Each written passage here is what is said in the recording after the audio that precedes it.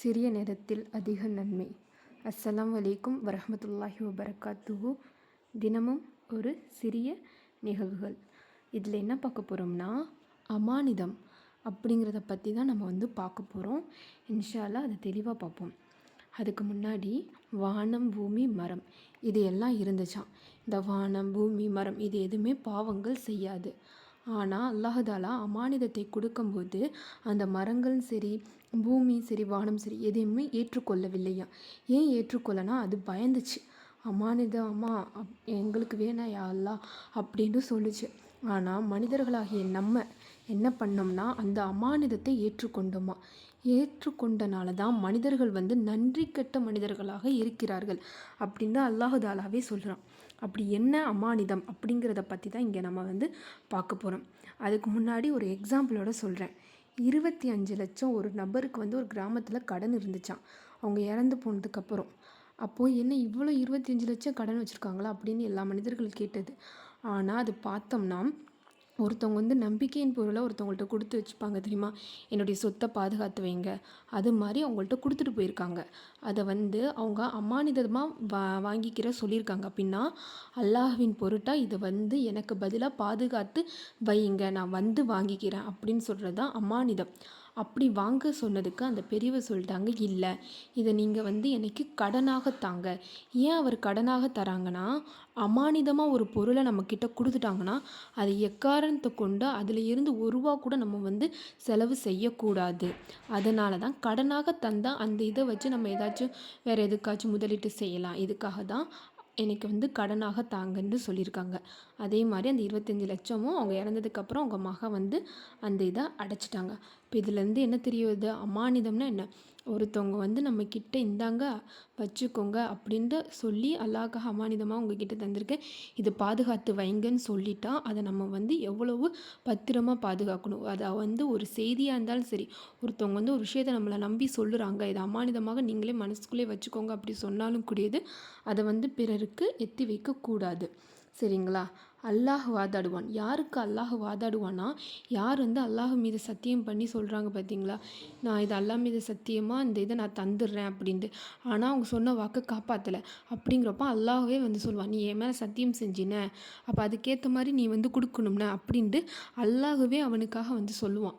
நீ சத்தியம் பண்ணியிருக்க என் மேலே, அப்போ நீ இது பண்ணு அப்படின்ட்டு சொல்கிறாங்க.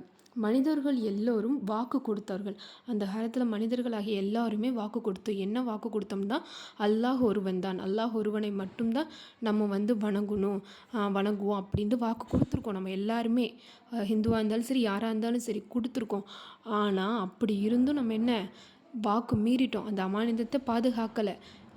சில பேர் என்ன செய்கிறாங்க, முஸ்லீம் பேருங்கிறப்போ தொழுக மாட்டிருக்காங்க, எதுவுமே பண்ண மாட்டாங்க. ஹிந்து அதே மாதிரி தான் அவங்களும் என்ன பண்ணுறாங்க, வேறு ஒரு மதத்தை வணங்குறாங்க. இதெல்லாம் அல்லாஹ் வச்சு பாதுகாப்பானாக. அப்போது இதில் முன்னோர்கள் யாருன்னா, ஹிந்துவாக இப்போ இருக்காங்க பார்த்தீங்களா, அவங்க கிறிஸ்டியன், இவங்கன்னா என்ன சொல்லுவாங்களாம், எங்களுடைய முன்னோர்கள் தான் இப்படி இதை வணங்குனாங்க, அதனால தான் நாங்களும் இதை வணங்கணும் அப்படின்ட்டு. ஆனால் அவங்க முன்னோர்கள் எல்லோரும் இருக்காங்கன்னா, அவங்க எல்லாருமே வாக்கு கொடுத்துருக்காங்க, நாங்கள் அல்லாஹ் தாலாவை தான் வணங்குவோம், அல்லாஹ் ஒருவன் தான் அப்படின்னு என்ன பண்ணியிருக்காங்க, அமானிதம் அப்படின்னா அவங்க வாக்கு கொடுத்துருக்காங்க. ஆனால் அதை என்ன பண்ணிட்டாங்க, வாக்கை மீறிட்டாங்க. ஸோ அமானிதம் அப்படின்னா என்னது, எக்காரணத்தை கொண்டும் ஒருத்தவங்க நம்மக்கிட்ட சொல்கிறத அதை பாதுகாக்கணும்.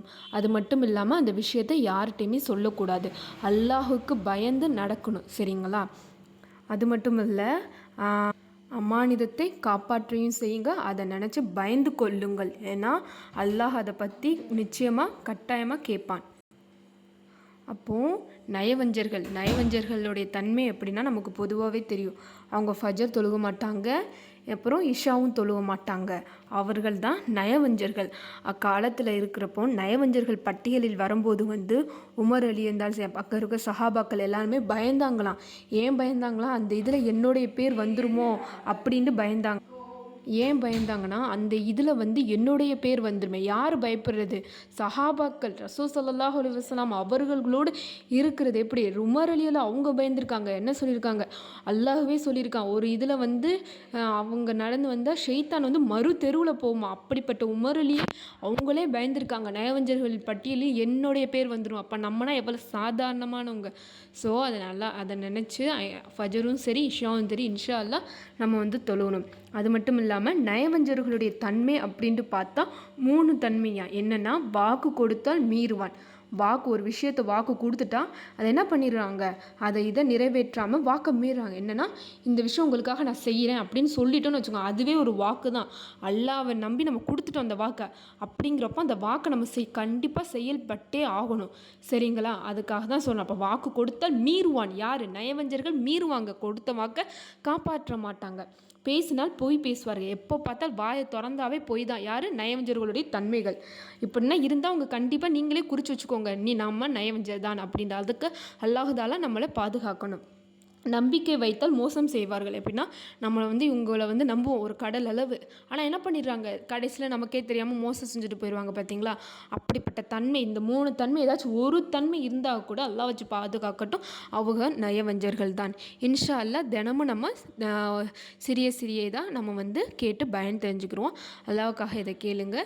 ரப்பி ஜித்னி இல்மா, யா அல்லாஹ் எங்களுடைய கல்வி ஞானத்தை அதிகப்படுத்துவாயாக. அஸ்ஸலாமு அலைக்கும் வரஹ்மத்துல்லாஹி வபரகாத்துஹு.